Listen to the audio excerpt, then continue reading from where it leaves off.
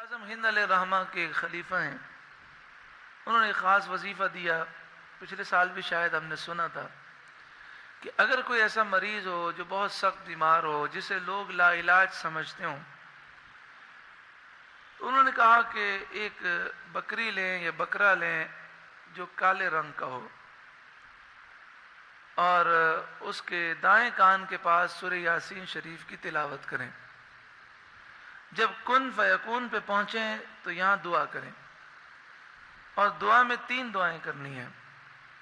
ایک دعا یہ کرنی ہے کہ یا اللہ اس بکری کی جان کو میں نے اپنے فلاں مریض کی جان کے بدلے میں فدیے کے طور پر دیا.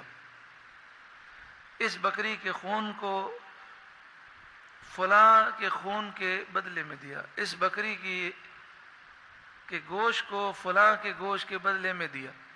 یا اللہ تو قبول فرما اور فلاں مریض کو شفا عطا فرما. پھر آخری آیت پڑھ کے سورہ یاسین شریف مکمل کر لیں. پھر بائیں کان کے پاس آ کر بکری کے اسی گفتگو کو، یعنی اسی کی یہ جو دعا ہے، اس دعا کو پھر دہرائیں. دعا کیا ہے؟ 3 باتیں ہیں: جان، خون اور گوشت.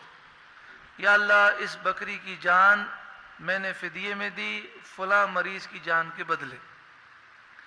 اس بکری کا خون فلاں کے خون کے بدلے. اس بکری کا گوشت فلاں کے گوشت کے بدلے میں نے فدیے میں دیا، تو قبول فرما اور فلاں کو شفا عطا فرما. پھر بسم اللہ اللہ اکبر پڑھ کر بکری کو ذبح کر دیں. اور اس کا گوشت صرف ان کو کھلائیں جو زکوٰۃ کے مستحق ہوتے ہیں، غریب، انتہائی غریب لوگ ہوتے ہیں. انشاءاللہ تعالی شفا ہو جائے گی. تو وہ فرما رہے تھے کہ کتنے ایسے مریض ہیں کہ ڈاکٹروں نے مطلب یہ کہہ دیا کہ بالکل لا علاج ہیں، الحمدللہ یہ وظیفہ کیا گیا، اللہ تعالیٰ نے شفا عطا فرمائی.